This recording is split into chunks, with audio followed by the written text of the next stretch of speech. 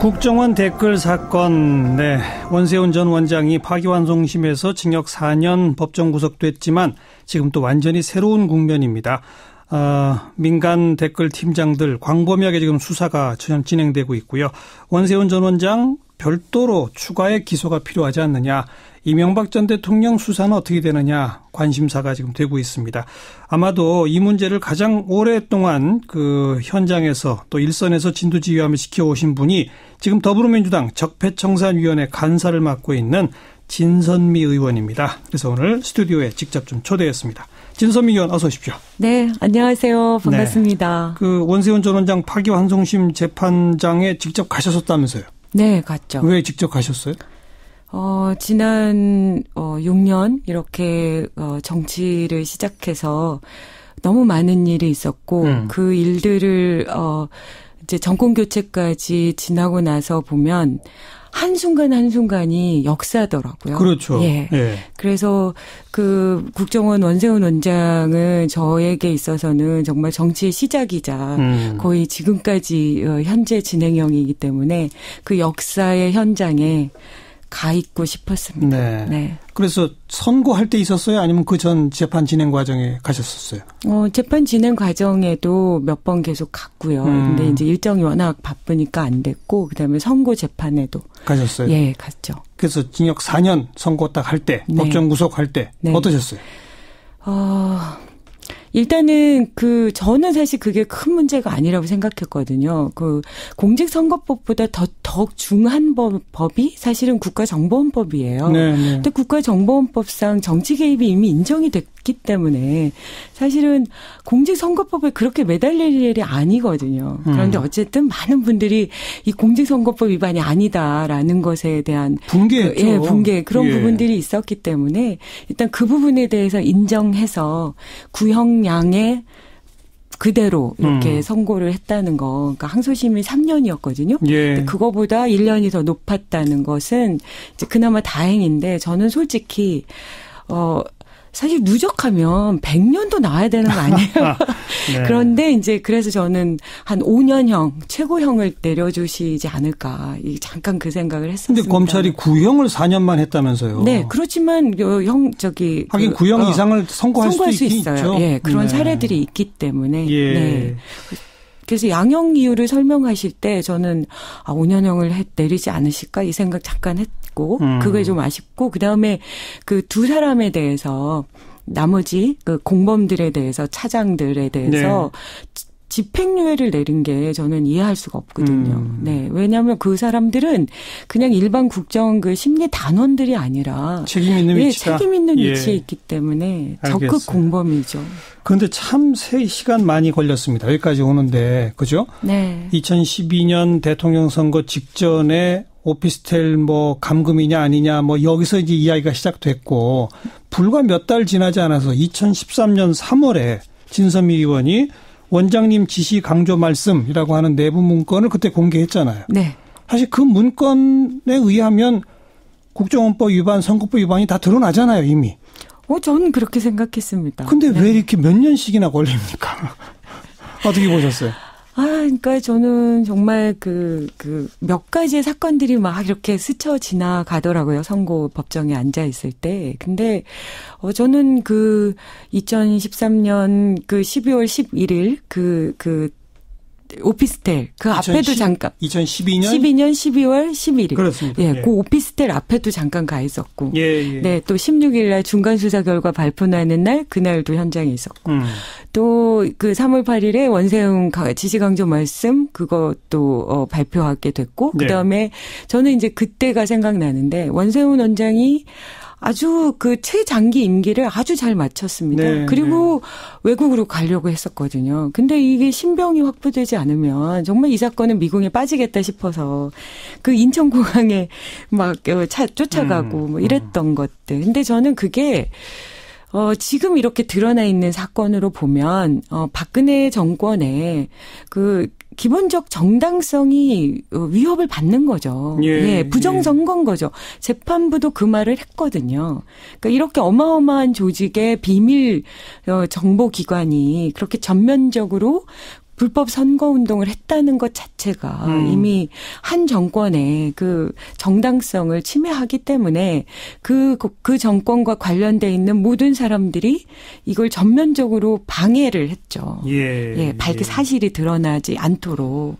그래서 그런 부분들이 지나서 이렇게 시간이 걸렸는데 저는 오히려 그 기간 동안에 그렇게 진행된 것들이 억울하기도 하고 분노도 되지만 그것 때문에 또 박근혜 정권을 이렇게 정권 교체가 되고 또 박정희 대통령에 대한 이 부당한 평가와 향수 이런 것들도 한꺼번에 정리되고 그래서 이렇게 또 역사가 진전되는구나 이렇게 생각합니다. 이렇게 들으면 되겠네요. 이렇게 살짝 곪은 상처가 아니라 왕창 곪으니까 제대로 터져 나왔다 이런 거군요. 그렇죠. 저는 그렇게 생각했습니다. 왜냐하면 매번 많은 분들이 절망할 때가 많았거든요. 그렇죠. 뭐 아시겠지만 지금 이제 와서 우리가 그때 다 의혹을 제기했던 게 다 사실로 드러나는 건데 여론 조작의 진수죠. 그러니까 우리가 문제 제기를 하면서 도저히 알아주지 않으니까 집회 시위를 했는데 그 집회 시위조차도 보수단체에 돈 줘가면서 저희 옆에서 엄청나게 방해를 했던 거거든요. 그렇죠. 그 과정 속에서 제가 맨날 그렇게 얘기했습니다. 시간은 걸려도 역사 속에서 저는 이게 박근혜 대통령이 박정희 대통령과 함께 역사의 뒤안길로 사라져 주실 거다. 이렇게 제가 얘기한 적이 있습니다. 네. 자, 그동안도 오래 걸렸는데 이제 또 새로운 국면입니다. 사실은 오래전부터 진작 이렇게 됐어야 할 수사가 이제부터 시작되고 있는 거예요. 그렇습니다.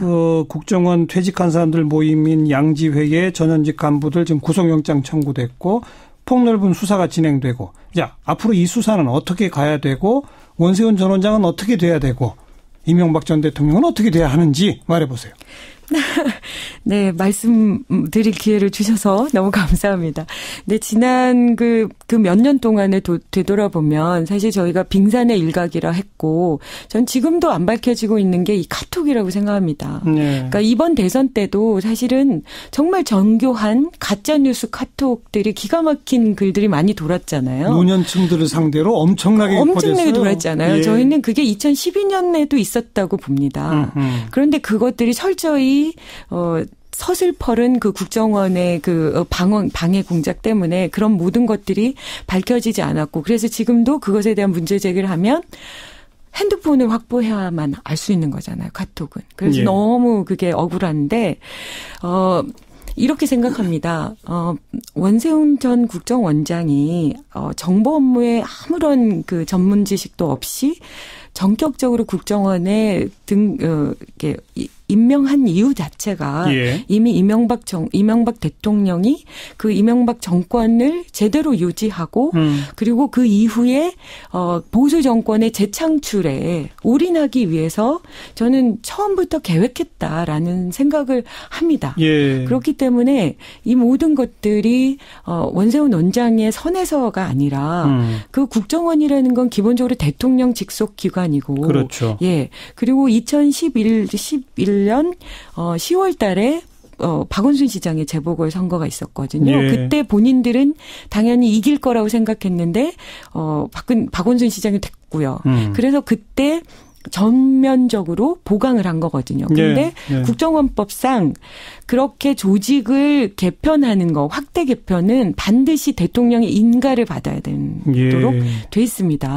그러면 그 부분부터 이미 이명박 대통령의 개입이 있었던 거고요. 그래서 저는 이 사건이 어느 한 사람의 처벌이 중요한 게 아니라 이 모든 것들이 제대로 정리돼서 국정원을 그렇게 훌륭한 정예 요원들이 대한민국의 안보를 위해서 제대로 싸워줄 수 있도록 일할 수 있도록 기관을 재정비하는데 반드시 이 그 대통령과 이명박 대통령과 원세훈 원장과 그리고 그 밑에 국정원이 외부 요원들을 어떻게 동원해서 어떻게 특수활동비를 써서 어떤 일을 했는지가 낱낱이 밝혀져야 된다고 생각합니다. 그렇게 되면 원세훈 전 원장은 지금 이게 4년 선고받은 거 이외에 별도로 추가 기소가 또 돼야 합니까? 당연하죠. 일사부재리라고 얘기하시는데 저는 이건 전혀 다른 국면이라고 생각합니다. 왜냐하면 이미 지금 밝혀진 대로 외부의 인원들을 쓰고 그분들한테 한 1년에 뭐 최소한 지금 밝혀지는 기사 보도만으로도 30억 원 정도의 운영비가 들어갔다고 하는데 예. 이것이 직무 외의 범위에 그 부당한 선거운동을 한 걸로 나오지 않습니까? 그렇다고 하면 이거는 잘못된 그 금원의 활용이기 때문에 횡령 배임. 그러면 4년이면은 120억 원? 뭐 최소한 이 정도의 금액이면 어마어마한 범죄일 수 있다고. 횡령 배임, 공금 유용. 그렇죠. 뭐 여러 가지가 되겠군요. 그렇죠. 네. 그래서 저는 당연히 추가 기소될 수 있다고 생각합니다. 이명박 전 대통령에 대한 수사는 사실 또 정치적 논란, 시비거리가 될 수 있기 때문에 좀 신중히 봐야 된다는 시각도 많고 뭐 수사까지 갈 수 있을 만한 뭐 근거나 증거가 나와야 할 텐데 아마 원세훈 전 원장이 그런 말은 안 할 것이지 않느냐. 그래서 힘들 것이다. 이런 시각도 있어요. 수사 자체가. 네. 어떻게 보세요?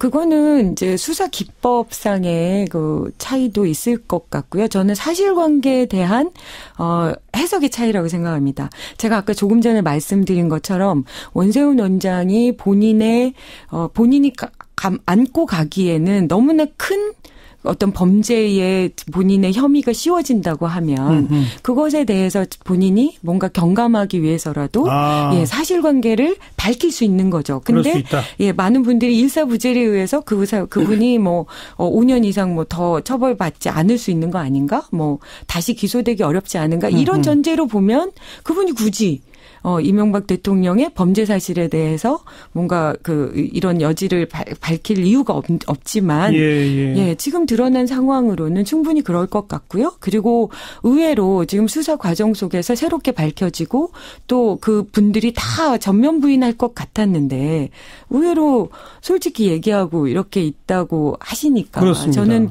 국정원 내부에서의 조사 부분을 저는 기대하고 있습니다. 그래요. 네. 그리고 아까 언급하신 국정원의 조직 개편은 대통령의 제가 사항이다. 네. 그걸 가지고서도 어떤 하나의 단서가 돼서 수사에 착수할 수도 있다. 네, 당연히 그렇죠. 네. 그리고 지난번에 그 문건이 나왔지만 2011년 11월에 그 국정원에서 만든 20, 30대에 대한 그 선거 관련한 보고서도 이미 청와대에 들어가 있는 걸로 그렇게 보고가 확인돼 있기 때문에 더욱 그렇습니다. 알겠습니다. 네. 검찰을 좀 지켜보도록 하고 그건 그렇고 적폐청산위원회 지금 간사를 맡고 계시고 위원장은 박범계 의원이죠. 네.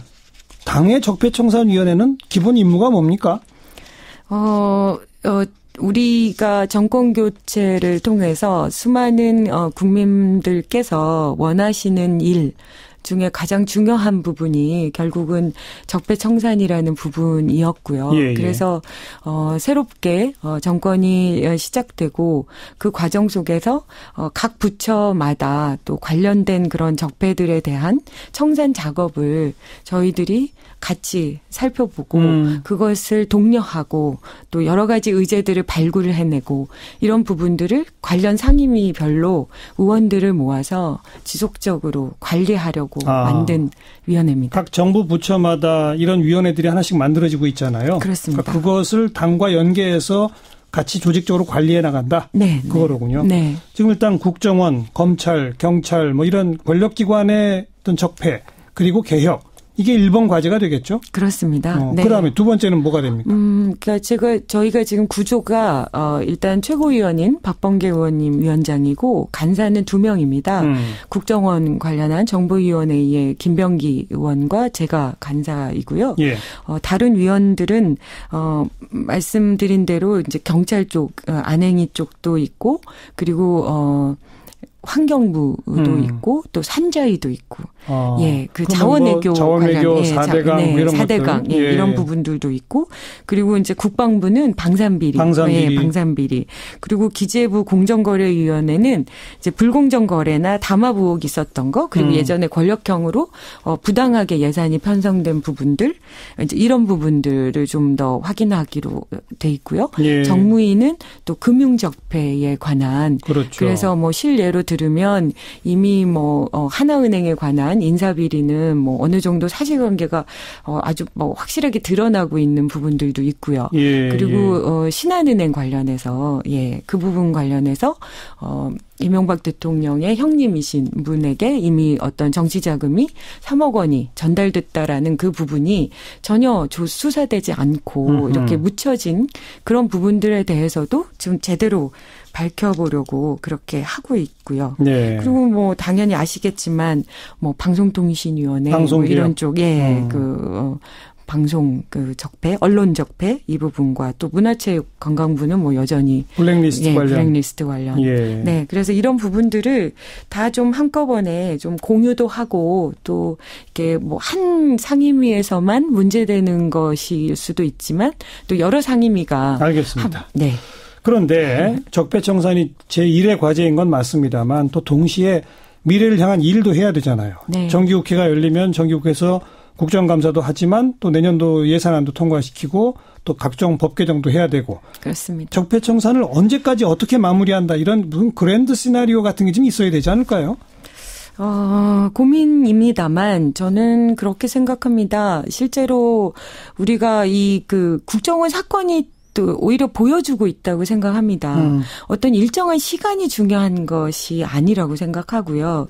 왜냐하면 청산이 그렇게 쉬울 거면 그리고 일정한 기간, 짧은 기간에 이루어질 수 있을 거면 적폐가 아니죠. 하긴 또 그러네요. 네. 그래서 저희는 좀 끈질기게, 그리고 보다 더 정확하게 그렇게 관리를 하려고 하고 있기 때문에, 기간을 정하고 있지는 않습니다. 네. 하긴 지금 언급하신 뭐 방산비리, 4대강 자원외교, 블랙리스트, 방송, 검찰, 경찰 뭐 하나 어느 부처에서 한 2-3달 조사해야 한다고 진상이 드러날 그럴 일이 아니죠. 네, 그럴 누구도 진실을 말 안 하려고 하겠죠. 그렇습니다. 다 책임 회피하려고 하겠죠. 그렇습니다.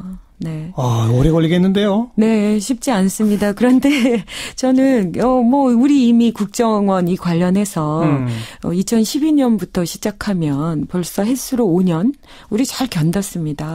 그리고 그렇게 견디고 나니 사실들이 드러나고 있습니다. 그래서 저는 우리 사회는 결코 인위적인 단절이라는 게 있을 수 없는 일이라고 생각해서요. 그래요. 하여튼 청산의 중심을. 근데 국정원이 그나마도 이 국정원 내에 위원회를 만들고 적폐청산 태스크포스를 만드니까 거기서는 막 뭐가 쭉쭉쭉쭉 나오잖아요. 네. 상대적으로 다른 데가 너무 안 나오는 거네요. 맞습니다. 네.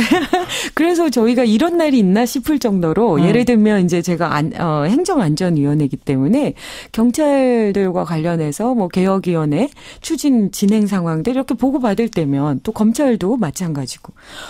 국정원은 이런데 뭘 하시겠다는 거냐. 이렇게 이제 독려를 하고 있는 그런 상황이죠. 그래서 저는 이게 정말 시기가 중요한 게 아니다. 어떻게 발굴해내고 어떻게 정리할 거냐. 그렇죠. 라는 거에 저희는 포인트를 좀 줘야 된다고 생각합니다. 왜 청와대 일자리 상황판 이런 거 만들었잖아요. 네. 더불어민주당에는 적폐청산 상황판 같은 거 하나 만드시면 어때요? 생각 아주 좋은 생각이십니다. 각 부처별로 밝혀야 할 것들 쭉쭉쭉쭉 적어놓고 이건 어디까지 와 있다. 어디까지 와 있다. 어디까지 가고 있다. 이게 한눈에 딱 보이게 말이죠. 네. 제가 제안해 보겠습니다. 제안이 아니라 관철을 시켜요. 관철을 하겠습니다. 네. 뭐 시간이 오래 걸리더라도 결국은 우리 사회를 구조적으로 제대로 바로 자리 잡게 만드는 일이니까 제일 앞장서서 좀 이끌어가 주시길 부탁을 드리겠습니다. 오늘 고맙습니다. 감사합니다. 네, 더불어민주당 적폐청산위원회 간사를 맡고 있는 진선미 의원 함께 만났습니다.